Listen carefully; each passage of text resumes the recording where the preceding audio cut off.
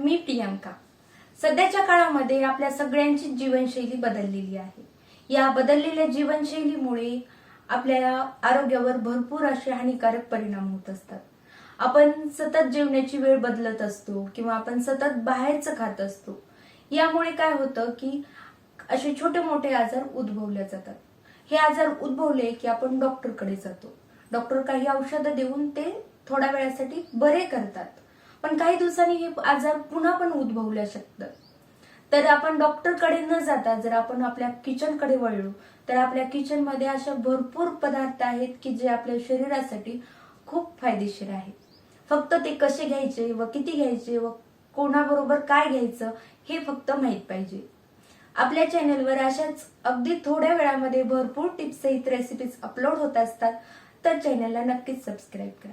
आपण ज्या recipes upload करत असतो त्या कशा घ्यायच्या व त्या खाल्ल्याने आपल्याला काय फायदा होतो हे पण सांगत असतो व सर्वच रेसिपी आपण हेल्दी रेसिपीज टाकत असतो व त्या किती खाल्ल्याने आपल्याला काय काय फायदा होऊ शकतो हे पण सांगत असतो। तर आपल्या चॅनलला नक्कीच सबस्क्राईब करा।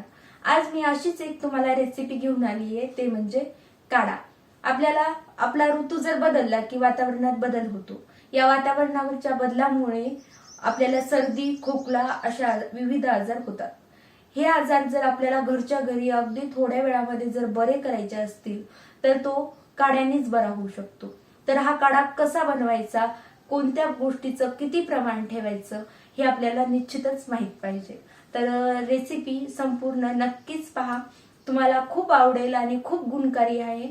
आमच्या घरी हा काढा नेहमीच बनत असतो। जर कुणाला सर्दी झाली तर वातावरण बदललं की सर्दी नेहमीच होतच असते सगळ्यांनाच, तर हा काढा खूप गुणकारी आहे। तर रेसिपी शेवटपर्यंत नक्की पहा। एका पातेल्यामध्ये मी 2 ग्लास पाणी घेतलेलं आहे। मला 1 ग्लास काढा बनवायचा आहे तर मी 2 ग्लास पाणी वापरणार आहे। त्यानंतर एक असं कांड अद्रक घ्यायचं, ते न खिसता टाकायचं। खिसल्यावर जास्त काढा आपला तिखट होतो। त्यानंतर दालचिनी, अगदी बोटभर दालचिनीची साल घ्यायची, ती टाकायची।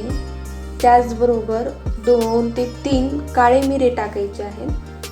त्यानंतर 2 लवंगा टाकायच्या आहेत। त्याचबरोबर 7 ते 8 तुळशीची पाने टाकायची आहेत। त्यानंतर एक मोठं गवती चहाचं पान टाकायचं आहे।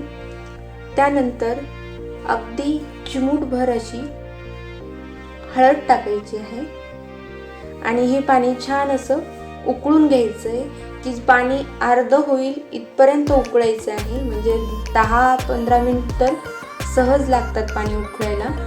आपण आपल्या गार्डन मध्ये असं मस्त गवती चहाचं रोपटं लावू शकता। गवती चहा अगदी गुणकारी आहे, भरपूर आजारावर याचा फायदा होऊ शकतो।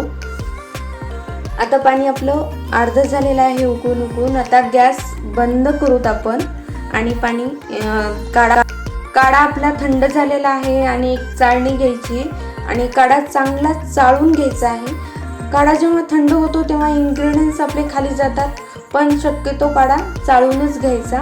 आणि तुम्ही रात्री हा झोपताना घेऊ शकता किंवा सकाळी उठल्याच्या नंतर घेऊ शकता। खोकल्यावर हा पूर्णपणे रामबाण उपाय आहे। सर्दी खोकला हा पूर्णपणे याने कमी होतो। तुम्ही एकदा तरी नक्की ट्राय करा आणि यामुळे आपली रोगप्रतिकारक शक्ती पण वाढते। तर व्हिडिओ कसा वाटला मला कमेंट्समध्ये नक्कीच कळवा।